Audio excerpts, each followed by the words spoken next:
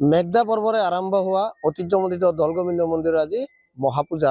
ইতিমধ্যে যোৱাকালি সন্ধিয়া ব্ৰহ্মপুত্ৰ নৈ পাৰত মহাপ্ৰভুক মেঘদা পৰ্বৰে নিশা দৌলত প্ৰতিষ্ঠা কৰা হৈছে আৰু আজি দৌল উৎসৱৰ দ্বিতীয় দিন আৰু এই দ্বিতীয় দিনা মহাপূজা পুৱাৰে পৰা আৰম্ভ হ'ব। যিহেতু আজি চন্দ্ৰগ্ৰহণৰ কথা আছে, পুৱাৰে পৰা ইতিমধ্যে দৌলগোবিন্দ মন্দিৰৰ যি নাম প্ৰসংগ আৰম্ভ হৈছে আৰু নাম প্ৰসংগৰ পিছতে মহাপূজা আৰম্ভ হ'ব আৰু মহাপূজাৰ দিনটোৰ ভিতৰত মহাপ্ৰভুক দুবাৰকৈ ফলগু প্ৰদান কৰা হ'ব আৰু ফলগু প্ৰদান কৰাৰ পাছতে ভক্তসকলে ফলগু ল'ব, লগতে তেওঁলোকে ভোগ ভাত গ্ৰহণ কৰিব। মোৰ লগত মন্দিৰৰ পৰিচালনা সমিতিৰ সম্পাদক আছে, তেওঁৰ পৰা জানিব বিচাৰিম যে যোৱাকালি মেঘদা পৰ্বৰে আৰম্ভ হৈছে দৌল উৎসৱৰ আজি দ্বিতীয় দিন মহাপূজা, কি ক'ব?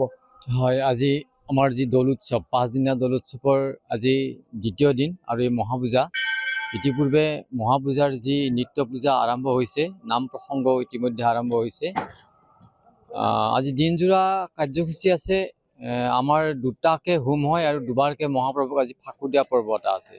দিনৰ প্ৰায় 1-1:30 বজাত প্ৰথমটো হোম আৰু মহাপ্ৰভুক ফাকু দিব আৰু তাৰ পিছত যিহেতু আজি পূৰ্ণগ্ৰাস চন্দ্ৰগ্ৰহণ লাগিব, সেয়েহে আমি 3 বজালৈ ভক্তসকলৰ দৰ্শনৰ কাৰণে খোলা ৰাখিম। ঠিক 3 বজাৰ পিছতে আমি মূল দুৱাৰ বন্ধ ৰাখিম প্ৰায় 7:30 বজালৈ। 7:30 বজাৰ পিছত পুনৰবাৰ শুদ্ধিকৰণৰ পিছত ভক্তসকলৰ বাবে আজি দৰ্শনৰ কাৰণে দৰ্জা মুকলি কৰি দিয়া হ'ব। ইয়াৰ পিছত আছে 7:30 বজাৰ পিছত দ্বিতীয়টো হোম আৰু ফাকু দিয়া যিটো পৰ্ব, তাৰ পিছতেই মহাপূজা ভাগ প্ৰায় 11 বজাত সমাপ্তি ঘটিব আৰু মহাপূজাৰ অন্তত আজি যি মহাপূজাৰ মাহ প্ৰসাদ ভোগ আদি সকলো ভক্তৰ বিতৰণ কৰা হ'ব।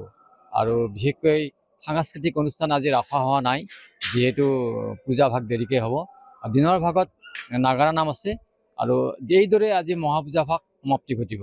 নিশ্চয়কৈ এনেদৰে দেখা গৈছে দৌলগোবিন্দ মন্দিৰৰ যি মহাপূজা পুৱাৰে পৰা আজি নাম প্ৰসংগৰে আৰম্ভ হৈছে আৰু খন্তেক পিছতে আৰম্ভ হ'ব মহাপূজা। তাৰপিছত সন্ধিয়া এই মহাপূজাৰ পিছতে ফলগু প্ৰদান কৰা হ'ব আৰু তাৰ পিছতে সকলোৱে ভোজ ভাত গ্ৰহণ কৰিব। ইতিমধ্যে দৌলগোবিন্দ মন্দিৰৰ পুৱাৰে পৰা এক আটক ধুনীয়াকৈ পৰিৱেশ সজাই পৰাই তোলা হৈছে দৌলগোবিন্দ মন্দিৰৰ পৰিৱেশ।